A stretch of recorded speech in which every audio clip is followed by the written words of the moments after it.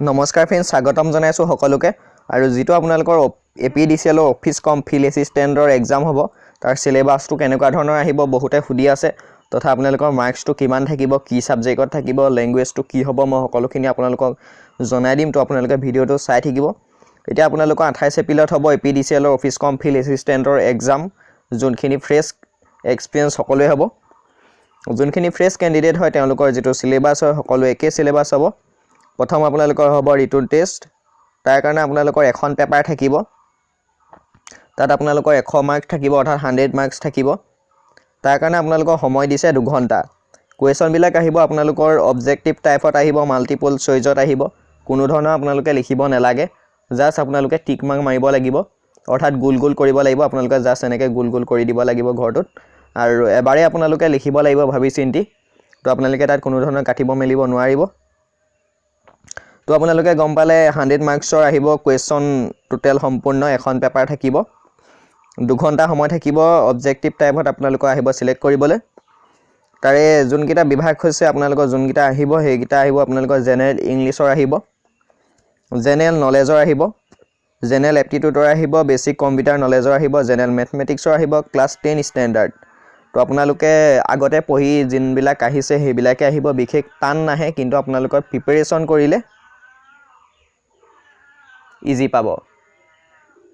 তো আপোনালোকৰ যোনখিনি জেনেৰেল ইংলিছ হয়, জেনেৰেল ইংলিছ বা জেনেৰেল নলেজ, এপ্টিটিউড, এইবিলাকৰ কাৰণে আপোনালোকে খুব ইজিলি ক'বলৈ গ'লে আপোনালোকৰ যোনবিলাক বুক ষ্টল আছে তাত গৈ আপোনালোকে অফিচ কাম ফিল্ড এছিষ্টেণ্টৰ এখন কিতাপ কিনি ল'ব পাৰিব। এতিয়াও ভালেমান দিন আছে, আপোনালোকে এসপ্তাহ প্ৰিপেৰেশ্যন কৰিলে ভাল হৈ যায়। তো ভালেমান দিন আছে, গতিকে আপোনালোকে যদি কিতাপখন ল'ব বিচাৰে, কিতাপখন ল'লে আপোনালোকে বহুত সুবিধা পাব। আৰু যোনবিলাক মেথমেটিক্স আছে সেইবিলাকো ধুনীয়াকৈ আপোনালোকে পাব পাৰিব, ক্লাছ 10 ষ্টেণ্ডাৰ্ড হয়।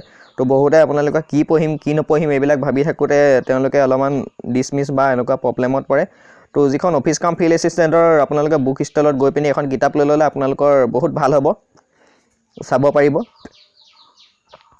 তাৰপিছত আহিলে আপোনালোকৰ যোনখিনি মই অলৰেডি জনালোৱে যে আপোনালোকৰ 100টা কুৱেশ্যন থাকিব, আৰু 100টা কুৱেশ্যনত আপোনালোকৰ 1 মাৰ্ককৈ থাকিব, ঠিক আছে। আৰু ইয়াত আছে আপোনালোকৰ নেগেটিভ মাৰ্কিং আছে 0.25। যদি আপোনালোকে এটা কুৱেশ্যন ভুল কৰে আৰু সেই ভুল কুৱেশ্যনটোৰ বাবদ আপোনালোকৰ 4 ভাগৰ এভাগ, অৰ্থাৎ আপোনালোকৰ 0.25কৈ কাটা যাব। তো আপোনালোকে অলপ কুৱেশ্যন আনচাৰবিলাক ভাবি চিন্তি লিখিব লাগে। যদি আপোনালোকে ভুল হ'ব বুলি ভাবে তেতিয়াহ'লে কুৱেশ্যনটো আপোনালোকে নিলিখিলে ভাল হয়, অৰ্থাৎ আপোনালোকে টিক মাৰি নিদিলে ভাল হয়। কাৰণ আপোনালোকে যদি 4টা ভুল কৰি দিয়ে তেতিয়াহ'লে 1 মাৰ্ক এনেই গুচি যাব।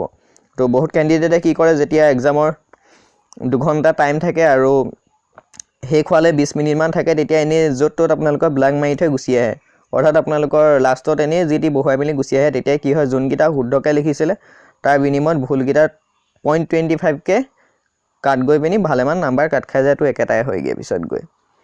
তাৰপিছতে আছে আপোনালোকৰ যোনবিলাক এক্সামিনেশ্যন চেণ্টাৰত নিব লাগে আপোনালোকে ডট পেন ইউজ কৰিব লাগিব। আপোনালোকে ক'লা ব্লেক পেন নিব, ব্লু পেন নিব। একচুৱেলি ব্লেক পেনটো বেছি আপোনালোকৰ জৰুৰী হয়। মোবাইল, কেলকুলেট এইবিলাক নিব নালাগে, কিন্তু আগৰ যিবিলাক এক্সাম হৈ গৈছে সহায়কৰ তাত মোবাইল সকলোবিলাক ভৰাই লৈ গৈছে। তো এইখিনিয়ে আছিলে, আপোনালোকে এতিয়াও প্ৰিপাৰেশ্যন ভালদৰে কৰিব পাৰিব, কোনো টেনশ্যন নাই। বহুতে আপোনালোকৰ অলপ ভয় খাই আছে কি পঢ়িম কি নপঢ়িম। তো আপোনালোকে ইচ্ছা কৰিলে এখন কিতাপখন কিনি ল'ব পাৰিব অফিচ কাম ফিল্ড এছিষ্টেণ্টৰ। আৰু তাতে আপোনালোকৰ যোনখিনি কম্পিউটাৰ আছে কম্পিউটাৰখিনিও তাতে লিখি থোৱা আছে। কম্পিউটাৰ সৰু সৰু কিছুমান কুৱেশ্যন আপোনালোকে জাষ্ট টিক মাৰ্ক কৰিব লাগে, কিছুমান চিম্বল, কিছুমান সৰু মানে বৰ বেছি দীঘলীয়া নহয়, সেইখিনি আপোনালোকে কম্পিউটাৰ বেছিক নলেজ পাই যাব।